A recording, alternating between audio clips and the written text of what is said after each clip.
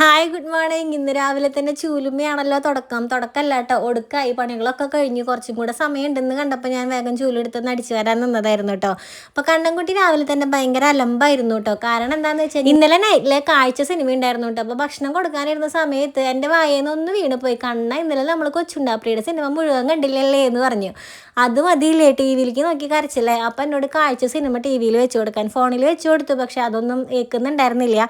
കാഴ്ച cinema T വിയിൽ തന്നെ കാണണമെന്ന് പറഞ്ഞിട്ടുള്ള വാശിയായിരുന്നു കേട്ടോ. പിന്നെ ഞങ്ങൾ വേഗം പരിപാടികളൊക്കെ കഴിഞ്ഞ് ഇറങ്ങാൻ നിൽക്കുന്ന സമയത്ത് ഭയങ്കര മഴയായിരുന്നു. അപ്പോൾ അർച്ചന ഇവിടെ വന്നിരിക്കാന്നൊക്കെ പറഞ്ഞു. പക്ഷെ ആളടച്ചിലായത് കാരണം ജസ്റ്റ് ഒന്ന് അപ്പുറത്തെ വീട് വരെയെങ്കിലും ഒന്നാളെ പുറത്തേക്ക് ഇറക്കിയാൽ ആളെ ഓക്കെ ആവുമെന്ന് എനിക്ക് അറിയായിരുന്നു. അപ്പം അതുകൊണ്ട് തന്നെ ഞാൻ അർച്ചനയുടെ അടുത്ത് ആക്കിയിട്ട് തന്നെയാണ് കേട്ടോ പോയിണ്ടായിരുന്നത്. പിന്നെ രാവിലെ ഞാനേ ചൂല് കൊണ്ട് അടിക്കുന്ന ഒരു ഷോട്ടാണ് ഫസ്റ്റ് ഷൂട്ട് ചെയ്തത്. അപ്പം ഞാൻ വിചാരിച്ചു ഗുഡ് മോർണിംഗ് വീഡിയോയിൽ ചൂല് എടുത്തിട്ടുള്ളത് കാണിക്കേണ്ട ആദ്യം എന്ന് വിചാരിച്ചു. പക്ഷെ കുറച്ച് കഴിഞ്ഞപ്പോൾ എനിക്ക് തോന്നി ഈ വീഡിയോയിൽ ആദ്യം തന്നെ എടുക്കേണ്ടത് ചൂലാണെന്നുള്ളത്. കാരണം വേറെ ഒന്നുമില്ല, ഞാൻ വീട്ടിലെത്തി കുറച്ച് കഴിഞ്ഞപ്പോഴാണ് ഞാനൊരു കമൻറ്റ് എൻ്റെ ശ്രദ്ധയിൽ പെട്ടത്. എൻ്റെ ഒരു സുഹൃത്താണ് എനിക്കത് അയച്ചു തന്നിട്ടുണ്ടായിരുന്നത്. അതിൽ പറഞ്ഞിരിക്കുന്നത് കണ്ണൻകുട്ടീനെ കെയർ ചെയ്യുന്നതിനേക്കാളും കൂടുതൽ കല്യാണിക്കുട്ടീനെ കെയർ ചെയ്യണം, അല്ലാന്നുണ്ടെങ്കിൽ ഭാവിയിൽ പ്രശ്നങ്ങൾ വരുന്നൊക്കെയാണ് പറഞ്ഞിട്ടുള്ളത്.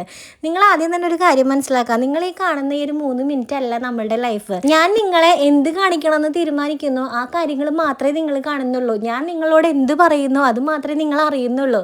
അല്ലാതെ നമ്മളുടെ ഒരു പേഴ്സണൽ ലൈഫ് നിങ്ങൾ അറിയുന്നില്ല. ഈ പേഴ്സണൽ ലൈഫ് അറിയുന്നവർക്കാണ് ഇതൊക്കെ കാണുമ്പോൾ ദേഷ്യം വരുന്നത്. അങ്ങനെയാണ് എനിക്കൊരു സുഹൃത്ത് അയച്ചു തന്നത്. സ്വാതി നോക്ക്, ഇതിൽ വന്ന് കമൻറ്റ് ഇട്ടിരിക്കുന്നത് നോക്ക്, കണ്ണനെയാണ് കൂടുതൽ ശ്രദ്ധിക്കുന്നത്, കല്യാണം ശ്രദ്ധിക്കുന്നില്ല എന്ന രീതിയിലാണ് പറയുന്നത്. ഈ സംഭവം തന്നെ കുറച്ച് നാളുകൾക്ക് മുൻപ് ഞാൻ തിരിച്ചും കേട്ടിട്ടുണ്ടായിരുന്നു. അന്ന് കല്യാണി സ്കൂളിൽ പോകുന്ന സമയത്ത് അവളുടേതായുള്ള കാര്യങ്ങളായിരിക്കും ചിലപ്പോൾ കൂടുതൽ. രാവിലെ തന്നെ അവൾക്ക് ബുക്ക് എടുത്ത് വയ്ക്കുന്നു, അവൾക്ക് ഫുഡ് കൊടുക്കുന്നു, അവളെ റെഡിയാക്കുന്നു. അപ്പോൾ നമുക്ക് രാവിലെ അവളുടെ കാര്യങ്ങൾ കഴിച്ചിട്ടാണ് നമ്മൾ കൂടുതലും കണ്ണൻ്റെ കാര്യങ്ങളിലേക്ക് കിടക്കാറുള്ളത്. അന്ന് എനിക്ക് കമൻറ്റ് വന്നിട്ടുണ്ടായിരുന്നു. കമൻറ്റ് അല്ല, എന്നോട് പേഴ്സണലി വന്ന് പറഞ്ഞിട്ടുണ്ടായിരുന്നു. എനിക്ക് തോന്നുന്നു അത് ഇതിനേക്കാളും കുറച്ചും കൂടെ മര്യാദയുള്ളൊരു കാര്യമാണ് നമ്മളോട് പേഴ്സണലി വന്ന് പറയാന്നുള്ളത്. ഇതെന്ന് പറഞ്ഞു കഴിഞ്ഞാൽ നല്ല കാര്യമാണെന്നുള്ളതിൽ ഉപദേശമായിട്ടാണ് പറയുന്നത്. ഉപദേശമായിട്ടാണെങ്കിൽ ഈ പബ്ലിക്കായിട്ട് കമൻസിൽ വന്ന് പറയേണ്ട കാര്യമില്ലല്ലോ. എന്നിട്ട് അതിലെൻ്റെ അടുത്ത് വന്ന് പറഞ്ഞിട്ടുണ്ടായിരുന്നു, നേരെ നടക്കുന്ന കൊച്ചുള്ളപ്പോൾ പിന്നെ വയ്യാണ്ട് കിടക്കുന്ന കൊച്ചിൻ്റെ ആവശ്യമില്ലല്ലോ എന്നുള്ളത്. അപ്പോൾ അങ്ങനെയാണ് നമ്മളുടെ ഈ ഒരു 3 മിനിറ്റ് വീഡിയോ അല്ലേ. ഇപ്പോൾ ഞാൻ ചേട്ടൻ്റെ വീഡിയോസിൽ അധികം കാണിക്കുന്നില്ല എന്ന് വെച്ചാൽ ചേട്ടൻ ഇവിടെ ഇല്ലേ, ചേട്ടൻ്റെ കാര്യങ്ങൾ ഇവിടെ നടക്കുന്നില്ലേ, അങ്ങനെയല്ല. നമ്മൾക്ക് എനിക്ക് എന്താണോ നിങ്ങളായിട്ട് ഷെയർ ചെയ്യാൻ തോന്നുന്നത്, എനിക്ക് എന്താണോ നിങ്ങളെ കാണിക്കാനായിട്ട് തോന്നുന്നത് അത് മാത്രമേ നിങ്ങൾ കാണുന്നുള്ളൂ. ആ ഒരു 3 മിനിറ്റ് വീഡിയോ വെച്ചിട്ട് നമ്മുടെ ലൈഫിനെ ആരും കമ്പയർ ചെയ്യരുത്.